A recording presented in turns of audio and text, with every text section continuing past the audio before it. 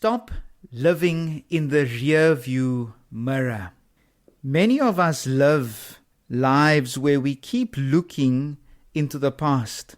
Generation comes after generation comes after generation where people say life was better way back.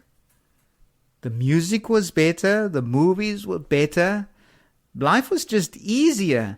I even had something flashing up on Facebook this past week on Throwback Thursday, on Flashback Friday, where people were posting up old shopping advertisements of the price of things back in the day, the early 2000s or the 1990s or the 80s, of a loaf of bread which cost 5 rand, or you could get a 6-pack of milk which was selling for 20 rand, and people look at that.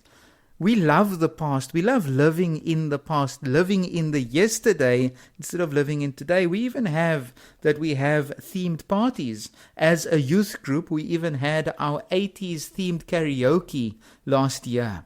We have people going to 70s parties, themed parties, or 90s themed parties, or even the noughties. We even have radio stations that cater for specific genres of music coming from the 60s and the 70s, and they say it's retro vibes. Or you even have radio stations, one year in Cape Town, playing just solely 80s music on a Saturday and a Sunday.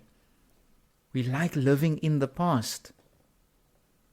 And in our reading today, God is speaking through the prophet Isaiah, saying, forget the former things, do not dwell on the past.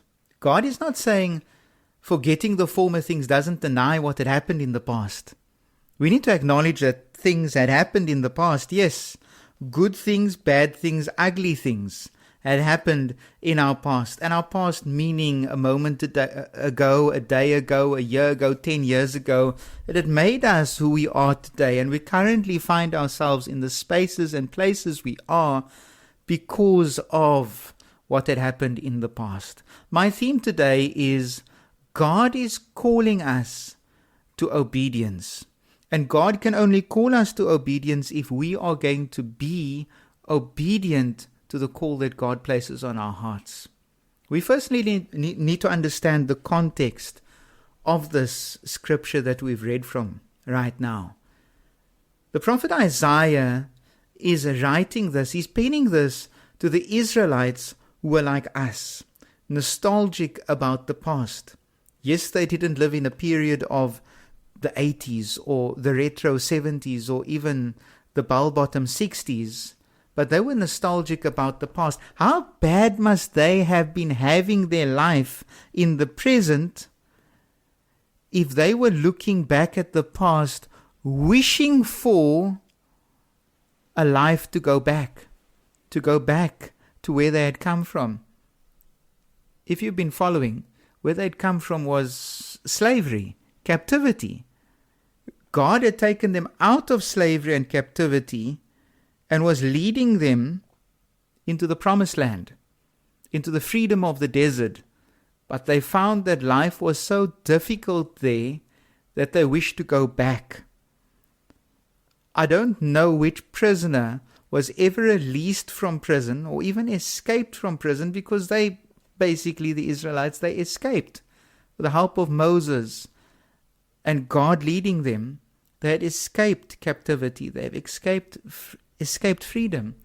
I don't know of a prisoner or even a slave who had escaped, who had wished to go back to having your food rationed, of working more hours in a day than what there are hours in a day.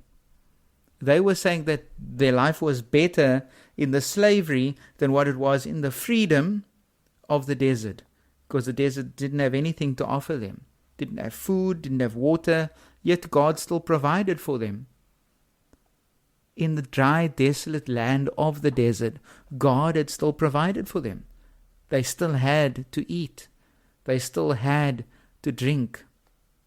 They were missing God at work in their present because they kept looking back at the past. They were ungrateful for what God had given them.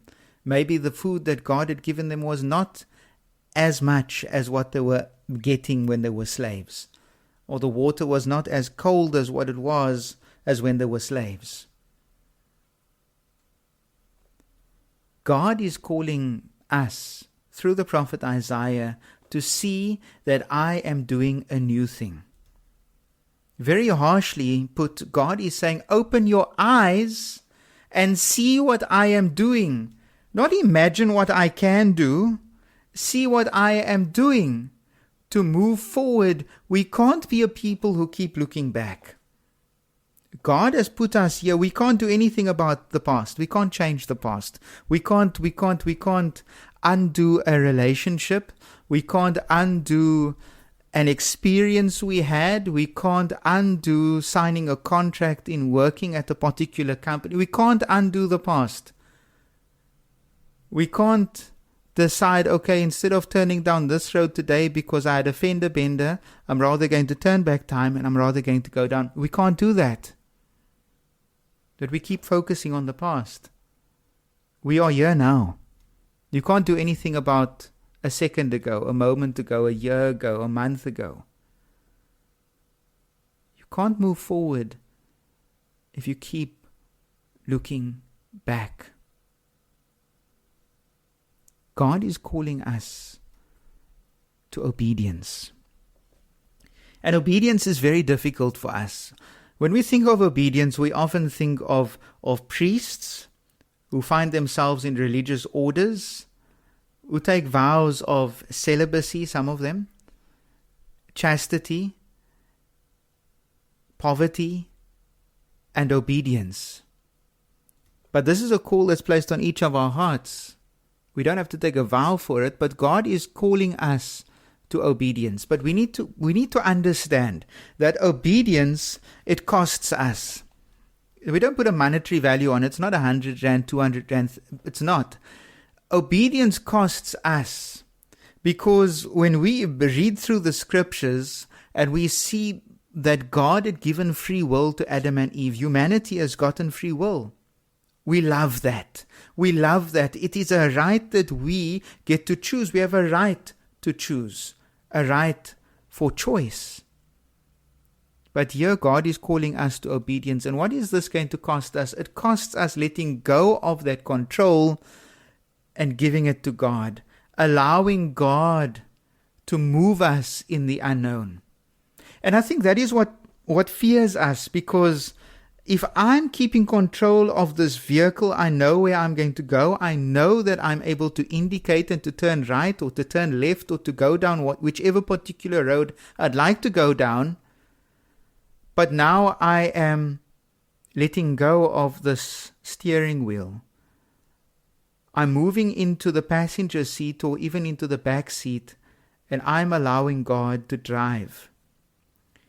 To scare us even more, we are down a dark road and God decides to switch off the lights. We have no idea where we are going. We just need to trust. I look at that picture of the divine mercy that's hanging up on my wall. And at the bottom there's a caption which says, Jesus, I trust in you. Jesus, I trust in you. In my obedience, Jesus, do I trust in you only when life is going well with me? Do I only trust in you when I know what the outcome is going to be in where I find myself, because I can see my future? Or do I trust in you even if and even when I am going into the unknown, when I'm being led into the unknown? We need to see that, yes, life has its seasons. We go through the mountains of our lives, we go through the valleys of our lives, we all go through seasons. And as the seasons change and adapt to the climate, so should we. We can't be the summer trees in winter. We can't be the winter trees in summer. If we keep staying stuck there, then it's going to do us more harm than what it's going to do good. Imagine it. Imagine being a summer tree in the winter. You're doing more harm to yourself Yes, it's an analogy that I'm putting there, but you're going to do more harm to yourself than what it is going to be good. We need to go with where God is taking us. And lastly, we need to understand that God is not finished with you yet. God is not finished with you. God is not finished with moving you to where He wants you to be, where He needs you to be, where He has destined you to be. I ask you this question in conclusion. Have you ever seen God at work in your life? Have you ever seen God at work in your life? If not, then why not? Because you are currently where you are because God through His mercy had led you to where you currently are, brought you to where you currently are. You are not in the year 1994 anymore. You are not in the year 2020 or 2025 or 2023 anymore. God has brought you here to this present day. God is not finished with you.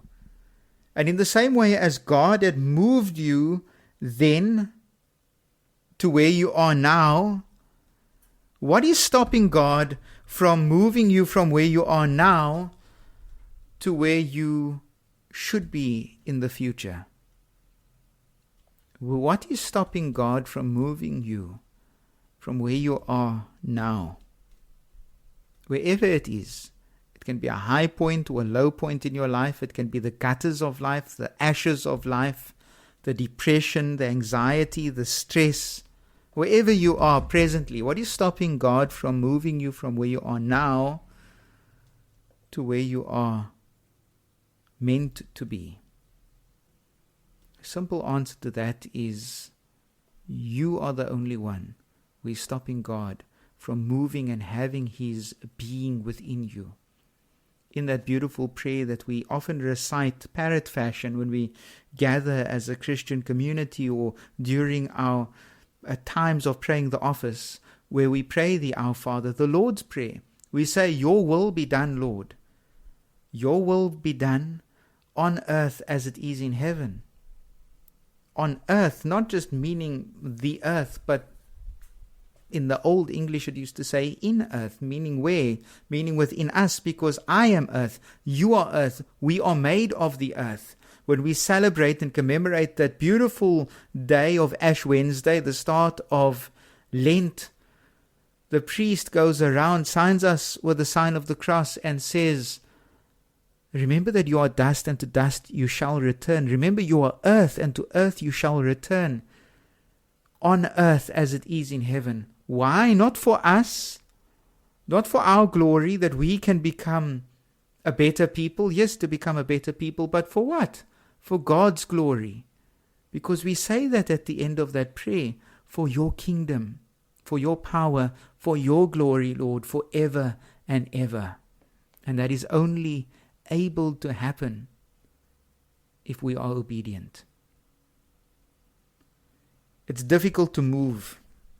It's difficult to adapt because we want to remain in that utopia, that high we find ourselves in. I find myself now moving from where I am to where God is leading me. And I need to be obedient to that. I needed to step down as a youth leader last night. Have my last night with the young people. And I have to be honest with you, it was a rough week of highs and lows of emotion, knowing what was going to happen and getting there and being an emotional wreck, because that's where I want to stay. But if I'm going to stay there, I'm going to be disobedient to where God needs me to be. In that obedience, sometimes we need to cut our losses. In that obedience, sometimes we need to end some relationships. In that obedience, sometimes we need to move from that comfort zone of where we are to where God is leading us. God is leading me and God is leading you too. And we need to just open up our hands and say, Lord, I trust you. I trust you even though I can't see the road ahead. I trust you even though the lights are off and there's complete darkness around me. I trust you in leading me, and in my obedience I am going to move from being here behind this driver's seat and sit beside you and allow you to lead me. God is not finished with you. God is not finished with either of us. Our story continues. Are you ready to be obedient to God in this new season?